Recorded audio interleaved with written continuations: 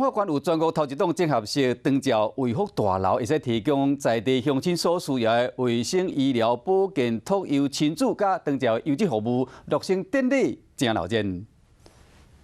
伫林镇卫生所新起的日照中心最近开幕，中华县长王惠美讲，1楼卫生所设健身房，2楼设民营带囡仔中心，会当收30位0岁到2岁幼囡仔；3楼是亲子馆，4楼是日照中心，会当服务30位适龄含失智的大人。 彰化县第一栋整合式的我们的社福大楼完成了哈，那是在我们20地区。王县长讲，伊就任时就和卫生局参详，决定打造综合式的卫福大楼。那我们期许说，能够透过这样的一个社福大楼，完善我们的社会福利，让我们从出生到老都能够有幸福感。 卫生局讲，感谢中央补助，嘛感谢立委争取经费，各议员对预算支持，互乡亲有更加好的长期照护服务。